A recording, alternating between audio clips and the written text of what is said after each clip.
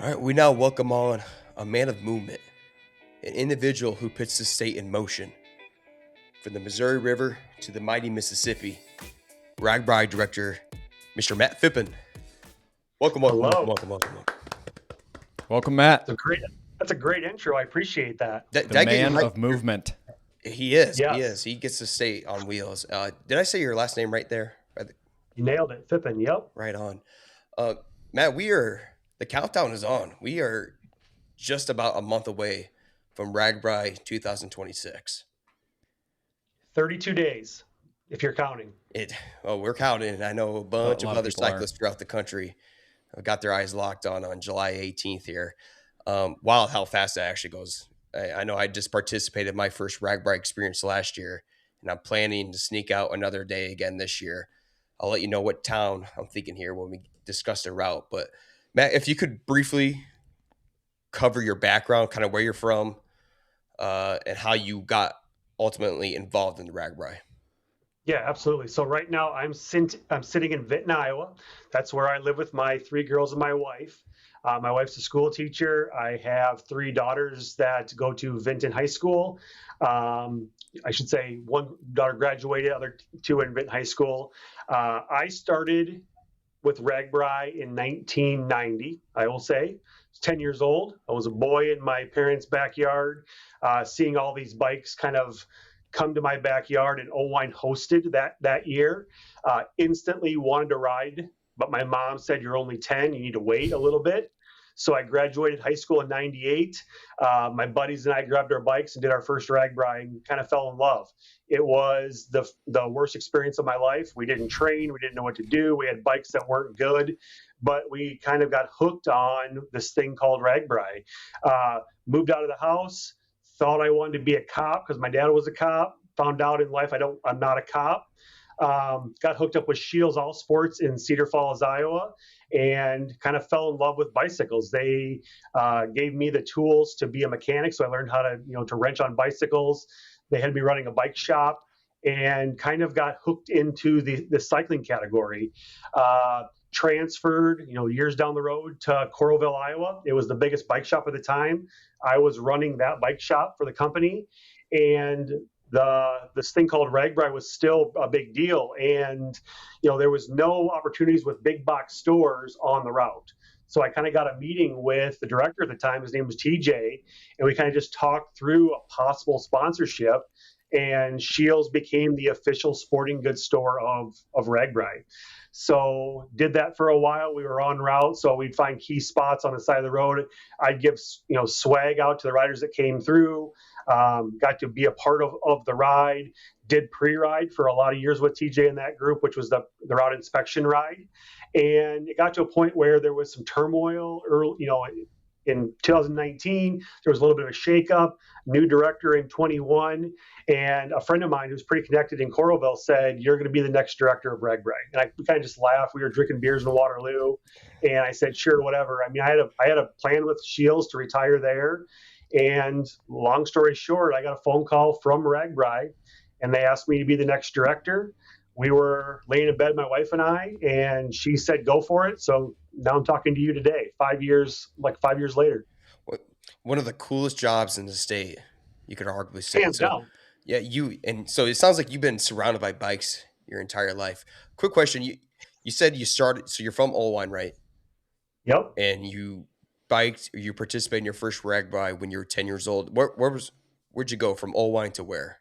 So it came through Owine. So Owine was an overnight town. So my parents hosted riders. So that's where I first saw, walk out in my front yard and there was just tents everywhere. So we were just hosting a team or a group of riders in our yard.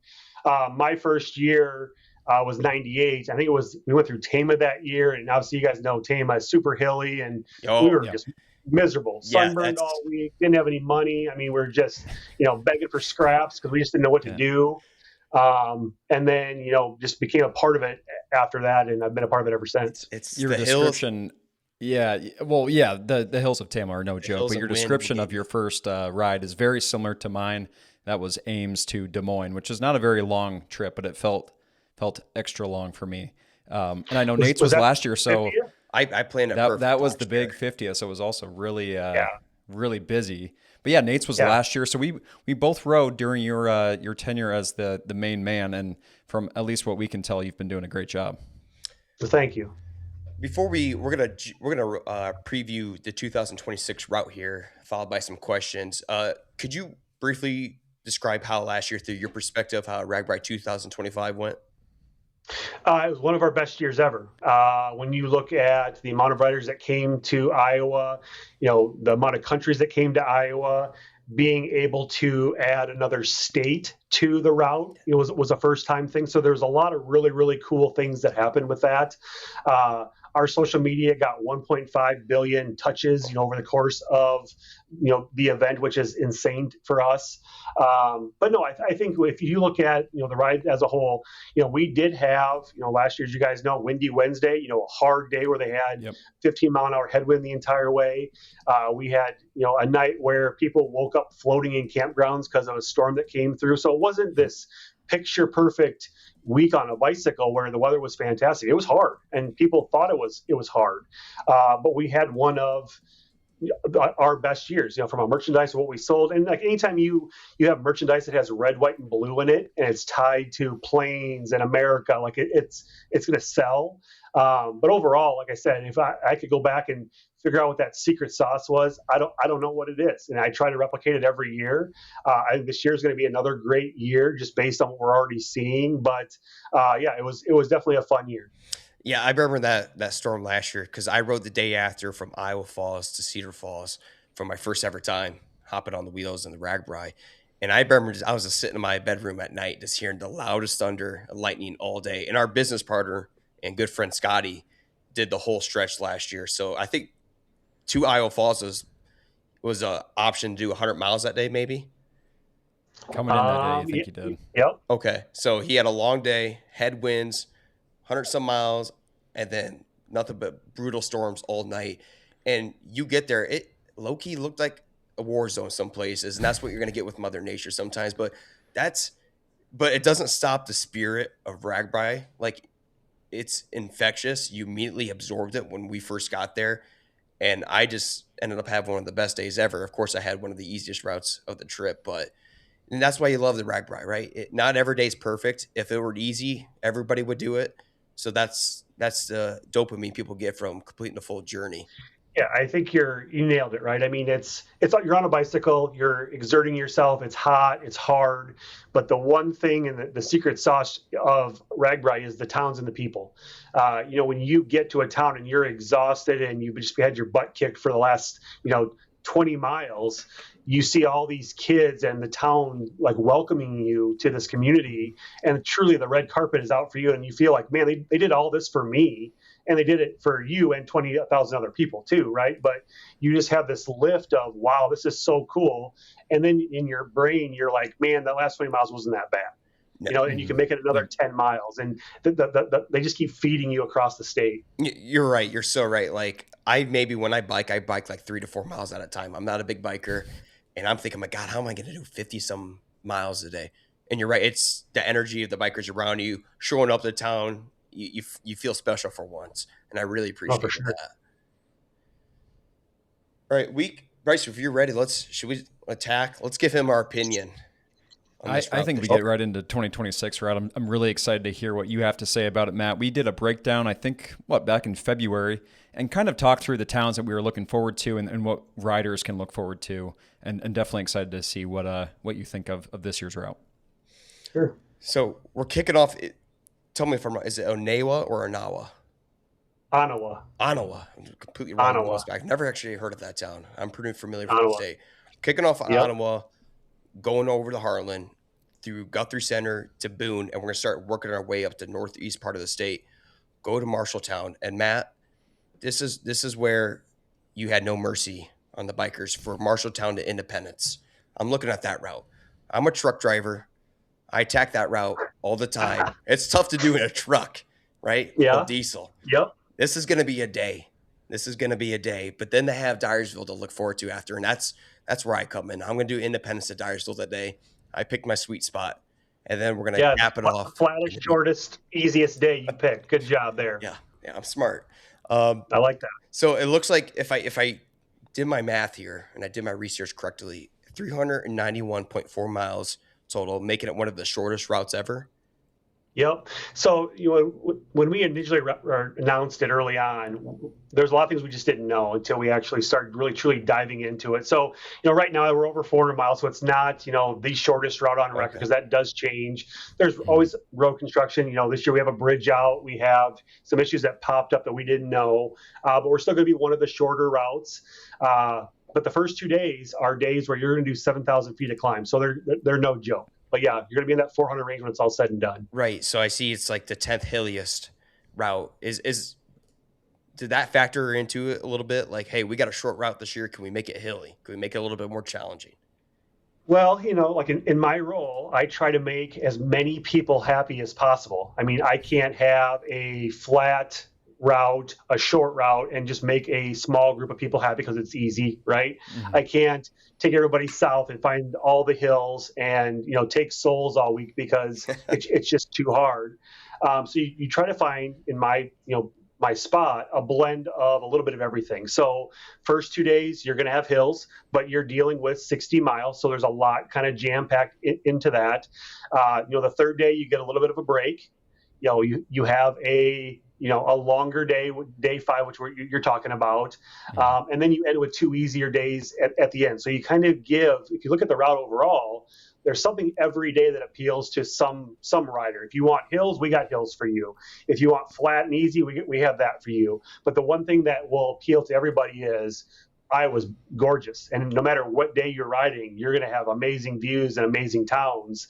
You just got to get on your bike and ride. So, we just came off a pre-ride here a couple weeks ago. I've ridden every mile. I've ridden the 250, so I can sit here and talk to any rider when they're complaining and saying, "Hey, this sucks." I rode every mile just like you did. So yeah, it hurt us too, but at the end of the day, you're on a bicycle. You're riding bikes. Mhm. But I don't have a day that's my favorite. I think every day is pretty awesome. I love the longer days. It's just more time in the saddle. The short days are easy. You get into town earlier. But yeah, every day this year is going to have some appeal to somebody. You Definitely. you don't have a town that you're looking at that might be overslept on for an overnight stay, or what town do you think is going to be the hidden gem this year? I tell you what, I pick towns that are doing great things. I've been talking to Dyersville and Dubuque for over 3 years now. They're wrapping up projects, trying to get things finalized. Obviously, the MLB stadium is going to be a big deal and a big Mhm. draw for Right. that area. Uh, I when you walk onto the Field of Dreams, I mean, it truly is this magical experience. You guys have been there. You guys get it. Like, it's Yep. just like your breath gets taken away, and you get flashbacks to the movie. So I think that's going to be one of the biggest spotlights of the entire week, being able to go spend time at the field and see everything. My dream team kids that travel with us, they're going to sleep in the backyard that night, that Friday night, which is going to be an amazing experience for them. Cool. But no, I mean, if you look at every day, proven RAGBRAI towns, these towns have done a lot. I look at Guthrie Center, a town of 1,500 people. It truly takes everybody in that town pulling Mhm. together to getting this figured out. So I love the small but mighty towns. They Mhm. just want it more. They want to do right Yeah. by it. They want to showcase their community. I think 1983 was the last time that we were in Guthrie Center, so a long time ago, right? I Oh, mean, I wow. was 3, so like they want it back. But part of it is just making sure that these towns can physically do it, and if they have the infrastructure to pull it off, then it's definitely possible. You know what, Matt? I've been thinking about this. I need to get this off my chest. Last year, I was talking to you, and you asked me because I know you listened to our podcast. We were previewing the 2025 route, and you said you pointed out that I said that Cedar Falls was the greatest town stop in RAGBRAI history, and I've been thinking about this for a year. I was so wrong on that statement. Now I'm not slamming Cedar Falls here. I think I said at the time because I was biased. I live in Cedar Falls, but Sure. when I sat there and I thought about it after competing in it last year or participating, it's the towns that are like, you're right, like the Guthrie centers to about 10,000 population are the perfect towns for the overnight stops because it's like the Super Bowl is coming to your town. It's a massive deal. Your town population's darn what tripling, doubling at least Yeah. for the night. And Cedar Falls is there's always something going on in Cedar Falls. every time during the summer I go down, there's always street parties going on. So when I look back, I'm like, it's a special vibe for those certain populated towns between like 2 and 10,000. Yeah, no, I agree. I mean, if you look at the 50th, when you had 50 to 75,000 people on these roads, I can't take RAGBRAI 50 to Guthrie Center. I would cripple that community. There's just not space for it, right? So you have to find the bigger communities that can host the event that size. I want to land in that 15 to 20,000 participant range every year. That means I can go to any town in Iowa and not feel like we're going to cripple it. The first town out of the gate, Turin, Iowa, is 70 people. So 70 people are going to come out, and they're going to see 20,000 people roll by and go, we're now a city for a 6-hour window, right? So anytime that I could find a 1,500 to 7,000 population, that seems to be the sweet spot, because they're not doing events every weekend like a Des Moines or a Cedar Falls is. Some of these bigger communities, they want a break, and then I show up and say, hey, I want to bring you an event back, and they go, man, we just do events all the time. Yeah, we'll take it, but it's just another event to them. Where Guthrie Center goes, man, this is a huge opportunity for us. When is the next time we're going to get RAGBRAI to come through? The last time was 83. We've had this long gap. Like, let's show off what's changed since then. And then they just all rally, and you sit in these rooms and listen to them and like lead these conversations. You go, man, they're going to be good, because the riders are going to feel what I'm feeling. I got goosebumps right now too, thinking about it. Yeah. Just thinking about, like, they have a full-time job, and now they're full-time RAGBRAI for 6 months, and they're juggling both. And then you show up and go, man, you guys did this all for me, because it makes you feel so special, and they nail it. And then you recap with them in August, and you hear all these magical stories that, money that was left behind, products that are now funded, and you go, yes, it is a big lift. Yes, it's stress, and yes, there's times you want to strangle somebody because something's not happening. But the magic of RAGBRAI that's left behind afterwards, after all the hard work, it's worth every pain point. You just got to figure it out. Yeah. Are there any towns, and if you can kind of walk us through a little bit more, you've obviously described quite a bit of working with these towns individually, but are there towns that you wish could have been on the route that maybe are not? And how does that typically work, working with individual towns? Yeah. So, I think with RAGBRAI, there's, back in the day, maybe it wasn't always the best handled when you got towns on the route. You walked in and said, hey, we're coming to your town. Figure it out. We'll see you in July. And then you hope that they figure it out.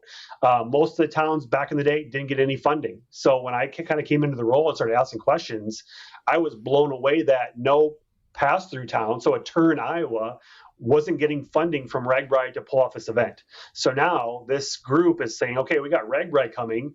We have no funds. So now they're passing the hat at church trying to raise money for porta potties.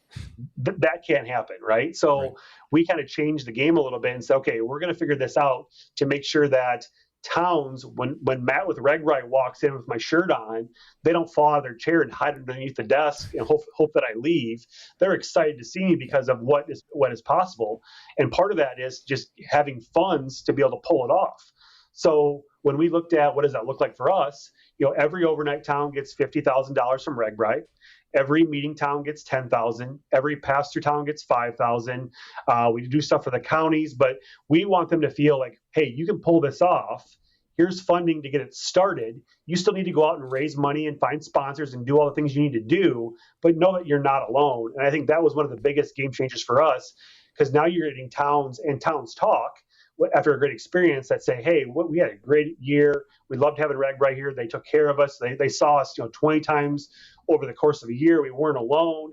We had the funding to pull it off, and we were able to have this much revenue come back into our community afterwards. That's a win. So, on the other side, though, you have towns that don't want us, that say, nope, we don't want you. We're either in a bad spot as a community.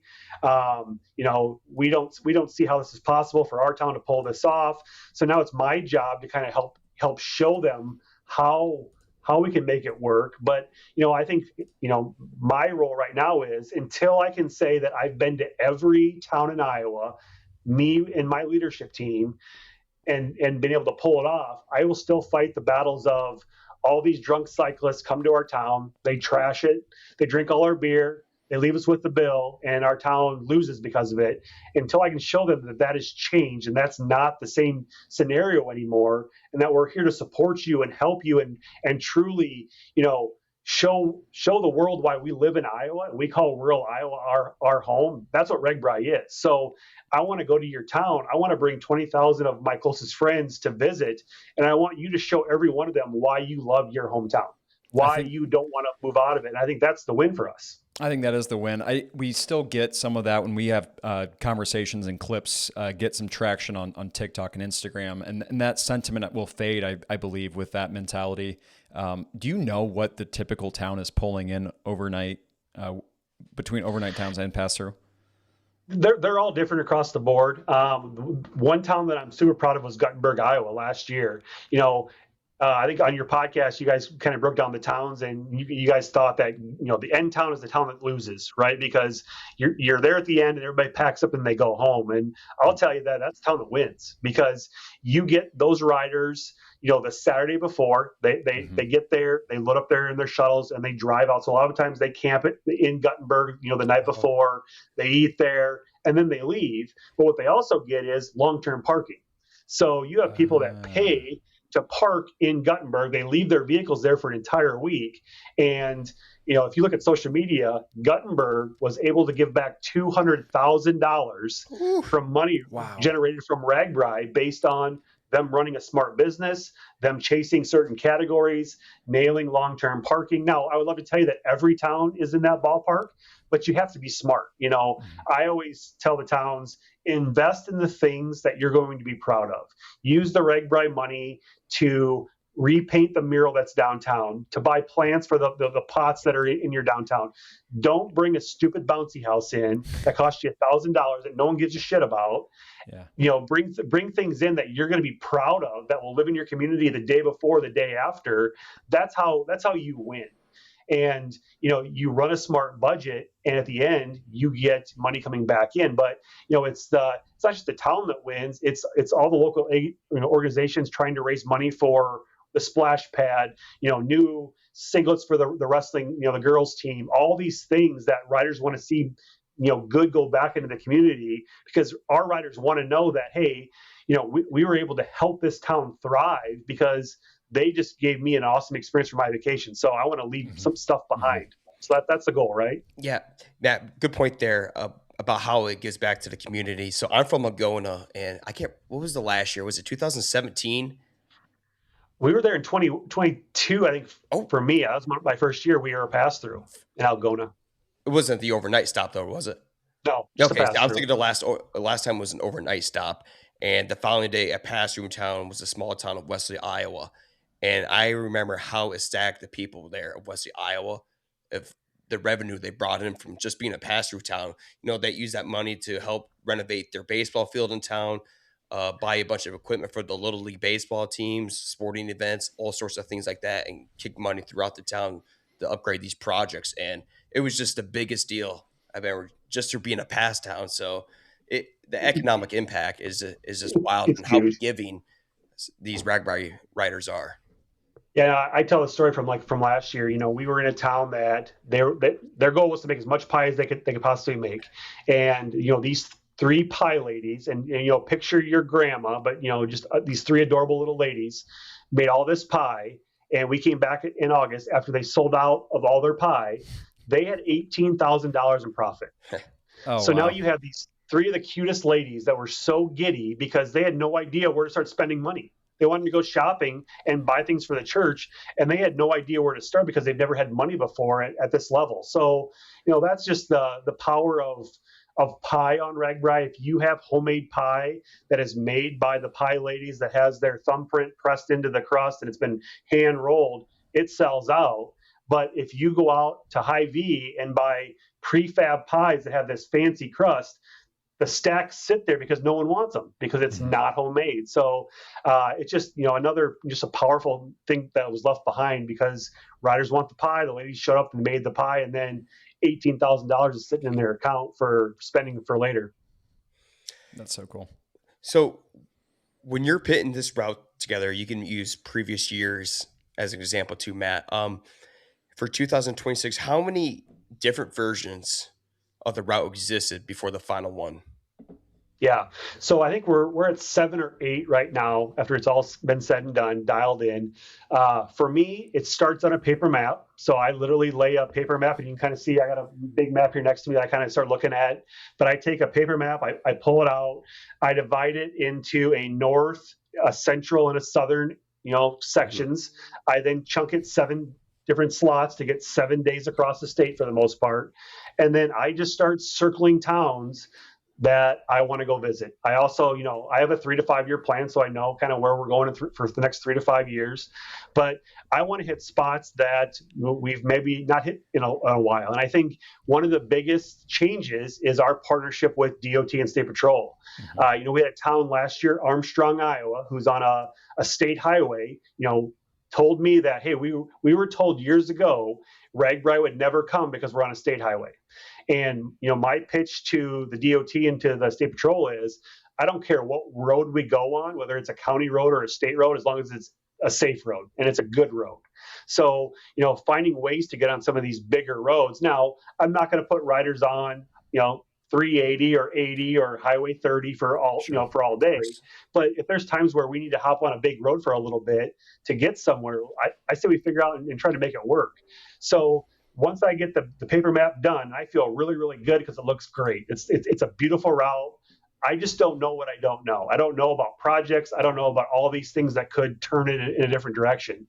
So then I plot it on RIDE GPS. That gives me elevation, gives me my miles. It gives me some more facts.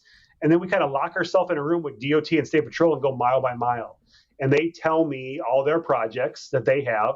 So that may change the route. So if we're on a spot where there's going to be a bridge out or a resurfacing project, that changes. I can't put riders on gravel. Gravel riders, that love gravel will love gravel the day of if we have options for them. But if we put a non-gravel rider on gravel, they lose their minds. They want to burn my house down because I don't want to ride on gravel. So that's not just the easy answer. We'll just throw them on gravel for a mile. So we have to find a road that makes sense. But we go back and forth until we get a route that we feel really, really good about. So now we have a route. I talked to the 8 overnight towns to confirm them, to make sure that they're feeling good about this, get them good to go. And then we announce in January of where the overnight towns are. By then, though, we really haven't talked to all the dots that are in between that are the small town Iowa that everybody really wants to go to. Mm-hmm. So we start, knocking on doors and stopping in. And, people are smart. If you know that there's an overnight town here, an overnight town here, and you're somewhere in between, there's a good chance RAGBRAI is coming. So I get phone calls saying, hey, this is blah, blah, blah town. We see that you're coming through these 2 towns. Are we on route? And my hope is they are, so we can have those conversations. But a lot of times I'll walk into a city hall with my RAGBRAI shirt on and they see me and there's 2 reactions. There's like joy that they're happy that I'm going to be there, or panic and hiding because they don't want to deal with it because they're just not ready to have the experience. And then we start locking in those towns. So I work with the counties to make sure the counties are good, because the unfortunate part is the state and the county don't always talk together. They don't always know what projects are going on. And there's a lot of state roads crossing county roads, and this road's out, but this road's in. So it truly is the biggest puzzle that I've ever had to put together. And it's constantly evolving, but it'll evolve all the way up to basically this month. And then the route's done. The route is finalized. There's no more changes to the maps. We start working behind the scenes to get everything kind of generated for the riders. Mother Nature and something in a town like a water main break would be the only way we would change the route if something happens. But the route is what the route is, and we just continue to dial it in. Makes sense. Matt, how did RAGBRAI end up in July, and have you as director and with all the power considered moving it to a cooler month? Well, I tell you what, it'll never move, and here's why. We own July. Mm-hmm. There's no other event that is in the state of Iowa that says, hey, let's do the week of RAGBRAI and pick an event to do that, because there's just no cycling category that's going to say, hey, I got a new bike ride. Let's pick the week of RAGBRAI to get riders to come visit. If you look at June, it's hot in June. You look at August, it could be hot in August. The nice thing about July is kids are out of school, so you have volunteers, you have the ability to pull it off. People are on vacation, so usually that's when you take your vacation time is in July. But it's tradition, and I'm a big fan of tradition. This is the month that they picked as the founders of RAGBRAI. I don't want to mess with that. I want to stick with July. We're going to hold it in July. There's days, and you guys have seen it, where it's 70 degrees and beautiful. And then there's days where it's 110, you're melting. So we take whatever is thrown at us, but it'll stay in July.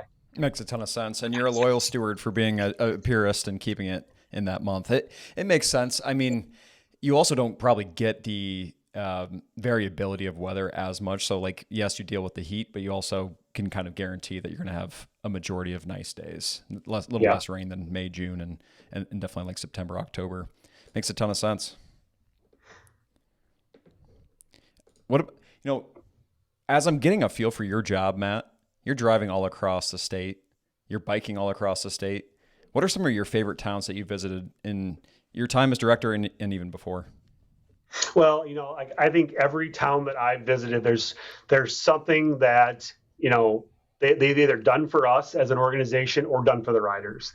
I am a small town Iowa guy. I will always be small town Iowa. With Shields, my previous life, I had the ability to move out and go to other states, and we chose to stay in Iowa. But I think and every town has something, right? But it's the thing that I think locals take for granted. It's the Freedom Rock, it's the mural. It's something that means a lot to so many, but because we see it every day, it kind of just loses the excitement of it. So every town has something like that. That's what I really look forward to. I love the downtowns that are, the old historic buildings. I love downtowns that have amazing squares. There's just the small town Iowa feel is something that I look forward to. And, as I'm scouting towns, I want to go to every town in Iowa and bring RAGBRAI to it. But when that town has, the perfect route where it's one way in or one way out, or the perfect square that has a courthouse in the middle and plenty of green space, like you have this vision of like, okay, here's where everybody's going to be laying down for the day. Here's where the guy under the tree sound asleep snoring, here's where all these things are going to happen. You can kind of physically see it. But it's those hidden gems that we just either don't know or we forget about that are really cool for the state of Iowa. You talk about a cool downtown square. When are you coming back to Pella? Well, funny you say that. It's on my 3 to 5 year plan. That's for sure. Just don't tell anybody. I'm here to vouch for Algona. We want it back in Algona. Yeah. Yeah, I think their mayor's like almost done. I want to get back there one more time to see that mayor before he leaves, and it's probably getting close for him to being done. So we'll see. Matt, I'm going to wrap up with one final question here. Bryce, let me know if you have another one too. But first off, kudos to you and a lot of appreciation and respect to you making it feel such a large event, making it feel more personal. You coming to the people, working out with all of us, especially us here. We're just two guys on a podcast talking about it, but you've made the move to feel connected with us. And for that, I'm more embedded into RAGBRAI, and I know you've done that with others. So feeding off of that, what's the goal for RAGBRAI? Is how to make it better, how to get more riders? What's your vision? Well, my vision for the ride is to continue to showcase why we love rural Iowa, why we love our hometown. I think that, Iowa Nice is something that is truly a real thing. And, you go out of this state and you don't experience that. And the amount of stories that come out of RAGBRAI of, I found my wife on RAGBRAI, I was in a bad spot thinking about, ending things, and RAGBRAI saved me because of the experience that I had and my buddies and all these things. I think about my first, experience as a rider. It was miserable, and I could have easily said, never again. This is why would I put my body through this? But there was that it factor, the why of RAGBRAI, that you get to experience it. And in my role, I get driven across by the state patrol. So I'm in every town. I will sit there in towns for hours and just people watch. And the spirit or the feeling of RAGBRAI is infectious. So, I can talk about RAGBRAI. I can tell you how amazing it is and what it does. But until you stand there, boots on the ground, and go, okay, I now feel this. I now see this. You see people talking and interacting, and you see someone crying, telling a story about something, or there's some connection. That's what the long-term legacy is protecting that as long as possible. Not allowing it to turn into this corporate event that is changed, and it's all about the money, and it's all about, they're just big names on sponsorships. And like every sponsor that we have, there's sponsors we've said no to because they didn't line up with what we're trying to do. We find partners that can help us grow and help us be successful and be a part of this together, not, a sponsor that just wants to throw their name on something and throw a bunch of money at it and then walk away because of what RAGBRAI does. So for me, I want to be able to say that I've been to every town in Iowa on a bicycle. I want to be able to say that RAGBRAI was able to help every town in Iowa or some organization in Iowa, long term. I want to see the churches continue to grow. I want to see rural Iowa continue to grow. I think that's the biggest struggle is rural Iowa is getting smaller and smaller. Mm-hmm. And RAGBRAI is the ability to take a town of 70 and, give it a huge shot in the arm that could help them thrive for another 10 plus years until we come back again. But at the end of the day, I want to bring 50 states and 20 countries to Iowa and show them why we call this place home and why it's not a flyover state. It's a fly in, stay a while, check us out. We're pretty cool. And then why don't you stay for longer than just a day? That's my goal. That's my job right now. Love that. I think that is truly one of the coolest things. You go to a lot of states, go to different countries, and people have heard of RAGBRAI, and it's one of those events to be proud of. And we appreciate you being such a great steward of the position and keeping the event strong and growing it to be even better. Nate, I don't think I have a ton more questions. Matt's a busy guy. I think he's heading to my neck of the woods tomorrow. The job's not finished, probably up until the event, which we are very much looking forward to. Matt, again, we appreciate for coming on and quickly previewing the big event coming up here in a month. And, we're excited on our end to cover it too. It's a lot of great content. It's just an exciting week of the state when you're right. There's not a whole lot going on towards the end of the July, early August, besides some heat. So it's nice to get our mind off it, be active. Nate, Matt might have inspired me. He gave me a little bit of a pep talk at the end there. I might get back on the wheels and do it again because after Ames to Des Moines, I was probably done. He's like, get your shit together. It's not that bad. It's about the reward at the end. So Matt, again, appreciate for coming on. I'll catch you in Independence this year or Dyersville. Is my goal. Hell yeah! I'll say hi to you. Well, we'll have a beer. We'll have a good time. We'll chat it up. Sounds good. Thanks again, Matt. Thank you, guys.